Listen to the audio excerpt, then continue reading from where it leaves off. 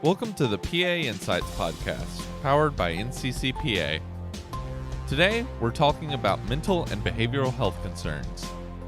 Whether you're practicing in primary care, emergency medicine, surgery, or a specialty clinic, chances are you'll care for patients whose physical and mental health are deeply connected. In today's episode, we're joined by two outstanding psychiatry PAs, Tajuana Lordeus and Erin C. We'll hear about their paths into psychiatry, what a typical day in practice looks like, and how the generalist education all PAs receive helps them provide comprehensive whole-person care. We'll also discuss the value of earning NCCPA's Psychiatry Certificate of Added Qualifications, or Psych CAQ, the importance of interdisciplinary collaboration, and the many ways PAs can make an impact in mental and behavioral health, both inside and outside the clinic. Whether you currently practice in psychiatry or simply want to better support the mental health needs of your patients, this conversation offers valuable insights for every PA. Let's get started. First, I'll have you guys introduce yourselves, and then how about we first start off with what got you into psychiatry and what experiences led you to pursuing that practice? So my name is Erin C. I'm a psychiatric physician assistant from State College, Pennsylvania. I practice in the outpatient space, although I have also done inpatient work. And what got me into psychiatry was kind of twofold. My undergraduate was dual study, health science as well as psychology, so I always kind of had an interest there already. But then my senior year of my undergrad work, followed by my first year of PA school, we had a cadaver lab. And my cadaver lab in PA school, I was assigned dissection of the entire central nervous system, from the brain, preserving all 12 cranial nerves available for testing identification, all the way down to the cauda equinum. And I remember very vividly the day that I completed that dissection. And I was, first of all, let me say, so grateful to the human who made that contribution to my academic experience possible. But as I held that person's central nervous system in my two hands, I had this overwhelming realization that everything that person ever thought, said, felt, smelled, tasted, touched, every breath, every heartbeat, everything that made that person who they were, I was holding in my hands the organ that allowed it to take place. And then my clinical year of PA school, my elective was a psychiatric rotation. They weren't required back then. It was an elective, and I did an elective at a maximum security men's state penitentiary with a psychiatrist there because that prison happened to have a mental health unit. That's how I ended up in psychiatry, and I wouldn't trade it for anything. It is absolutely my passion space, and it's a privilege to be there. Wow. Tajuana, what about you? Well, I'm Tajuana Lordeus, and I'm a psych PA from North Carolina. And originally, I've worked in a lot of areas of medicine, but just prior to psychiatry, I was working in a pain management practice, and I landed upon a position with one of the largest psych practices on the Western Coast, Carolina Partners. At the time, that was the name, and so that role. It was my first psych position. I didn't know very much. Fortunately, the psychiatrist office his office abutted the wall of my office, and so he had an open door policy. I was able to go in and ask questions. One of the first resources he gave me that I was unfamiliar with was Stahl's psychopharmacology book to use, and so that kinda started my career in psychiatry, but I knew I didn't have, like, a lot of academic foundational knowledge about psychiatry, so I felt a deficit. But now on the opposite end of things, I look backwards and, there's such a huge connection between pain management, chronic disease management. And so I was kind of more further along in my career when I was in that role at the pain management practice and then transitioned to psychiatry. Now, on the opposite side, I really wish I could have had all these psychiatry pearls of wisdom when I had that continuity of care with my patients every month. I'm treating their pain, but I could have made that connection. So I'm pleased to be part of this career, in the field of psychiatry. It's always growing, always changing. So it's an exciting field to be a part of.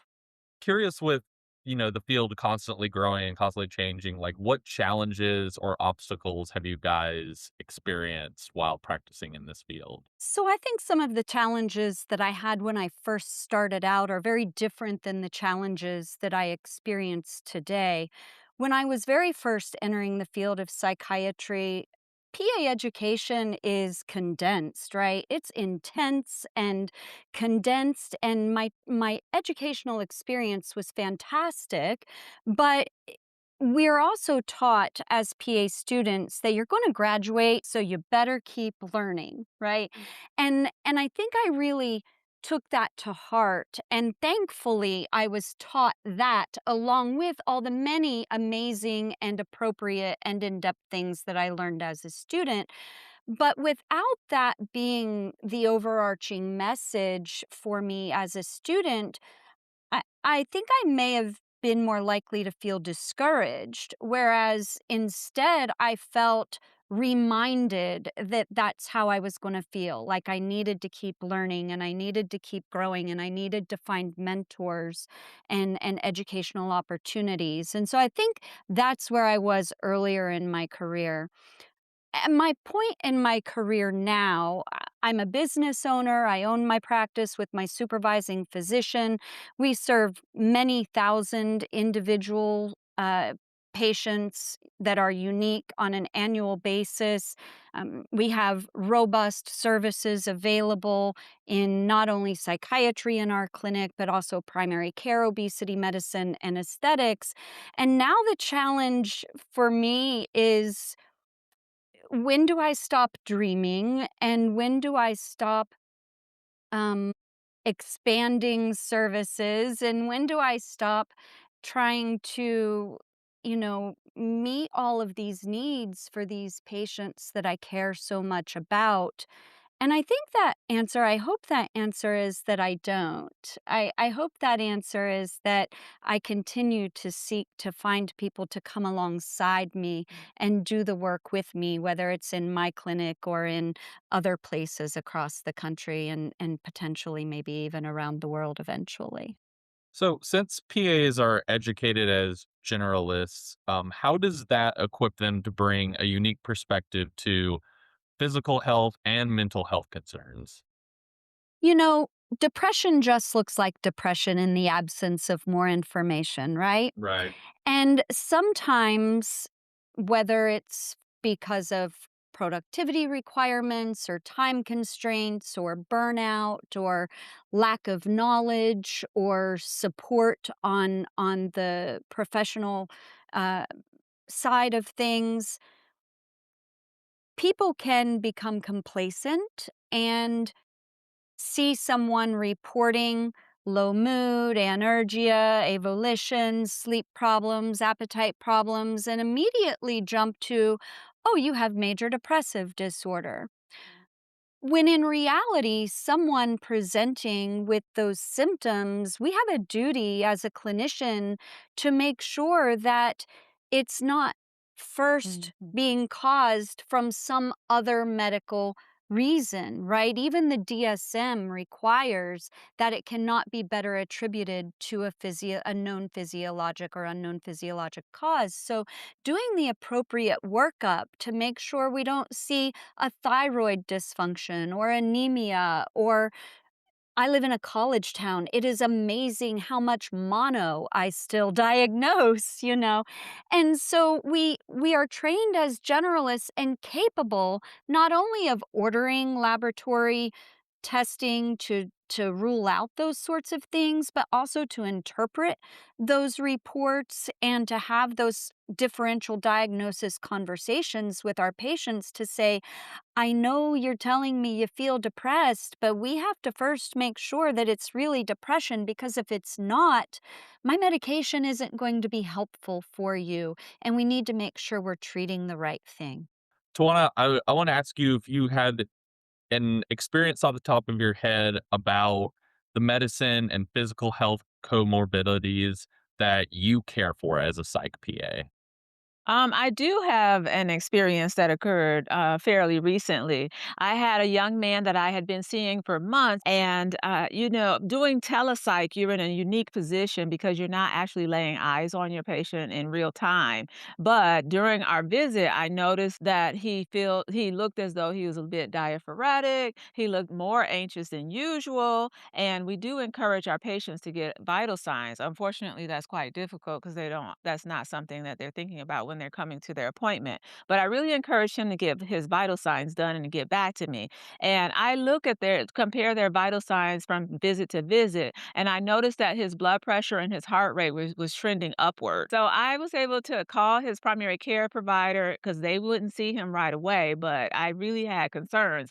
So I called because that wasn't the only time his blood pressure and heart rate were elevated. The subsequent visit, they continued to be elevated. So I called his primary care provider and they heard my concerns and they got him an appointment within a matter of days. And of course, they did subsequent labs. And it's always like such a huge accomplishment in medicine when you unroof something that could have otherwise been missed. And unfortunately, he had Graves' disease. And that was why his blood pressure and his heart rate was elevated, why he looked more anxious, and he was having more distressing emotional symptoms. And I just felt like so rewarded that it was from my other types of experiences clinically that I could bring into the psych space to really not take it as a patsy that I'm only seeing anxiety and depressive symptoms. And even my collaborating psychiatrist didn't think to tell me that, let's try to look at some more other medical causes that could be causing his symptom presentation rather than hanging your hat on psych only. So that's the experience that comes with our training and our ability to have other experiences prior to rather than just only doing psych Sure. management. Um, Erin, I wanted to ask you next, talk a little bit more about why did you decide to get a psych CAQ, and for our listeners, how the CAQ has enhanced your patient care or influenced your leadership opportunities in psychiatry. So I decided to get the Psych CAQ when the state of Pennsylvania mandated it for the privilege of providing care via telehealth visits. It really did deepen and broaden my knowledge, not only in the general psychiatry that I practice every day, but really brought a greater awareness to some neuropsychiatry topics that I rarely see in practice, but are important to understand and be watchful of. My patient population, to some degree, can be at increased risk for the development of some of these neuropsychiatric conditions. And so it has enhanced my knowledge base and my awareness of the full scope of psychiatry, not just the scope that I practice. So I have no regret. I have no regrets. I'm thrilled to have it. And I'm really proud to display it as a credential when I'm in meetings or when I'm at a conference giving a lecture or something like that. I'm really proud of it. And it does set me apart in some ways, although I think there are many great PAs out there that practice psychiatry and other disciplines that don't hold a CAQ. When we do and we can display it, it sets us apart. And Tawana, I'm curious if you could describe like what types of healthcare providers do you collaborate with most often, and what does that collaboration look like? That is a great question, because my psych journey has been a little bit non-traditional. After I worked at Carolina Partners, I did do another outpatient job, but then I went to work for a large a large health system insurance companies, and the patients that we follow, they're subscribers to our insurance, but we're doing value-based care model, and so we work interdisciplinary, with interdisciplinary teams to try to optimize our patients' health and keep them out of the hospital. And so I came on the team as a behavioral health consultant, and so it's just been an amazing experience to work with social workers. I had not previously worked with social workers before I entered this role in 2019. And so social workers, pharmacists, physicians, other advanced practice clinicians. I even worked for a period of time with a nutritionist on our team. And it's just been remarkable to put our heads together and look at the big picture of the patient and see what's missing. Why is this patient not getting better? Now, on a psych side of things, now I'm on a senior community care team, and I am part of the comprehensive behavioral review team. So I look at the most complex cases in skilled nursing facilities and review their records and see what else can be added from a psych perspective to improve the behaviors or the quality of life of this member. And I work alongside two social workers. I look at the medication part and see what psychotropic medication tweaks can be made, and they look at non-pharmacological interventions. And we work very closely together. Often we try to overlap a little bit so that we're in sync. But it's just been a remarkable and rewarding experience to have a team that you work. I feel like the best outcomes come when we have a lot of juices in the pot simmering together to make something great. So, Erin, now next want to ask you about what do you wish all PAs knew about psychiatry or mental health or behavioral health for any of our other PAs that are possibly listening to this? That may be curious about getting their Psych CAQ. What do you wish that all PAs knew about this field? I wish that all PAs knew how rewarding it is. There is really, for me, I worked in a different discipline prior to psychiatry, but I've done psychiatry the majority of my career. And there really is, for me, nothing better than seeing that parent that can't get out of bed or can't get off the couch re-engage with life and the people in their life or their occupation, and to be able to feel that sense of purpose of contributing in a financial capacity within the household.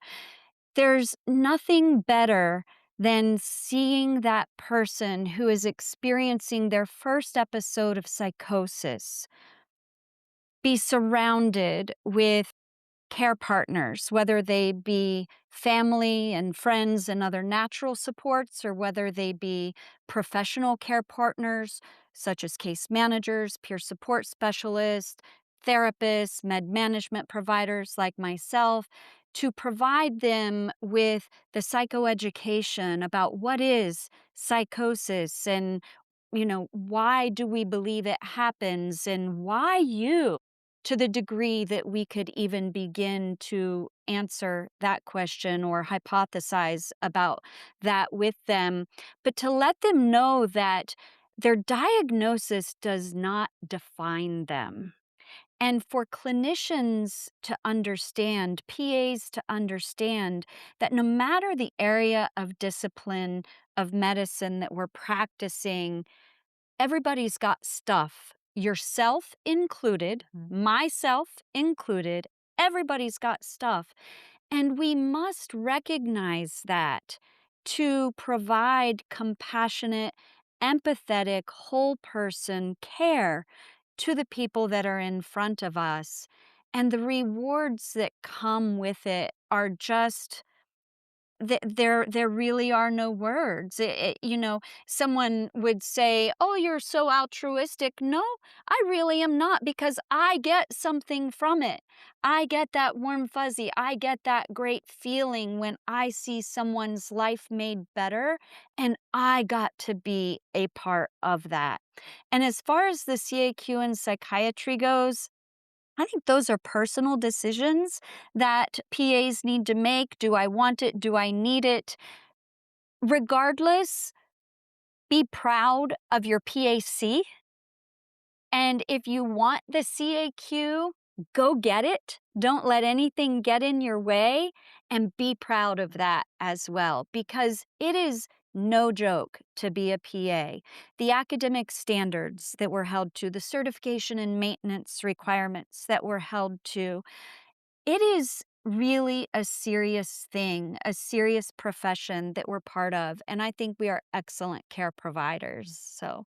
And Tawana, maybe you can expand on how PAs themselves can expand their knowledge and expand their skills to meet the mental health needs of the patients that they may have. Well, in my observation, it seems like our culture sometimes loses that element of curiosity. So as you get further along in whatever it is that you had a passion for, and you get more comfortable doing it, then you lose some of your curiosity about other things in life. And I feel you should keep that as you become seasoned. You still should remain curious. When I'm mentoring students, sometimes they're already they haven't even graduated yet, but they already hang their hat on this one discipline that they want to study and practice in. And so I encourage them to be open minded. As you go through your clinical rotations, be open minded, be fully present, and really try to soak up as much as you can learn, because you never know. You might have a rotation that really illuminates something about a field you never dreamed you might find interesting and want to go in. I feel the same way for PAs in general that are practicing as it relates to psychiatry. I think that just makes you really a good clinician, and it helps you kind of have that thirst to continue to always improve your craft. A lot of opportunities have opened up to me to participate in things I never dreamed of, simply by remaining curious, being open minded to saying yes. So even if you've been a PA just for 20 minutes, or you've been a PA for 20 years, I think just being willing to say yes to new things and remaining curious will help improve and continue that learning trajectory. All right. This last question goes to both of you. So, Erin, you can start us off, and then Tawana, you can close us out. What are some ways that PAs can participate in psychiatry or mental and behavioral health outside of their clinical practice? I think outside of their clinical practice, they can look for opportunities to do research. And whether that's doing literature reviews on a topic of interest and trying to submit those for publication, or putting a poster together and submitting that poster to. I am very interested in the area of research. I'm a principal investigator in clinical trial work, and really motivated to open the door further and provide hopefully some educational opportunities for PAs to have opportunities to engage as principal investigators in clinical research. So I think research is a great way to remain curious, to maybe find some answers, or to raise more questions, and to get published, get out there and tell the world, what you're learning about and that you think we need to know also. Well, I think that, so as I mentioned before, sometimes we get in a rut when we get into being a more seasoned clinician of just going to work, coming home, and taking care of your personal responsibilities. But I feel in order to be like really well rounded overall, community engagement is something very near and dear to my heart. Even before I became a PA, I love like bringing education to the communities in which I'm a part of. And now, since I've been a PA, I have had such wonderful opportunities to speak on panel discussions, to deliver lectures and things in rooms of people who will never be exposed otherwise to this type of information.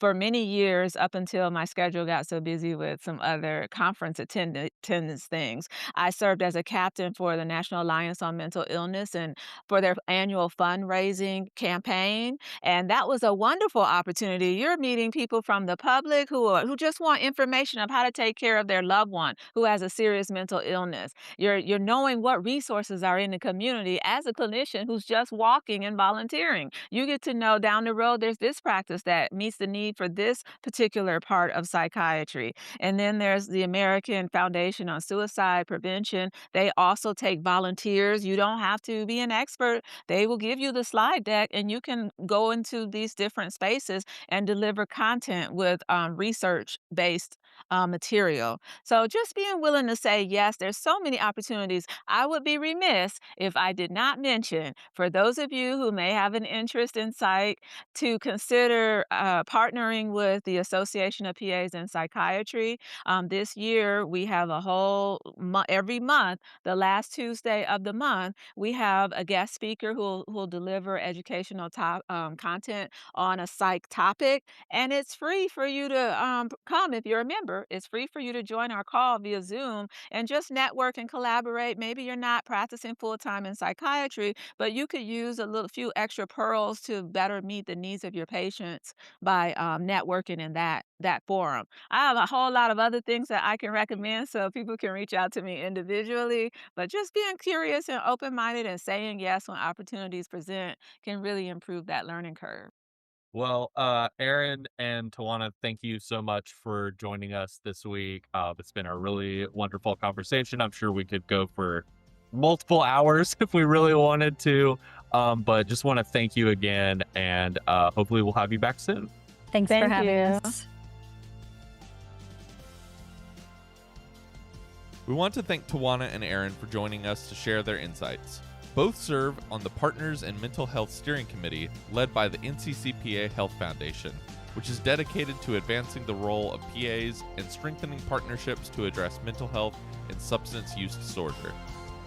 The steering committee recognizes that every PA has a role in mental health care, and more information about their work is available at nccpahealthfoundation.net.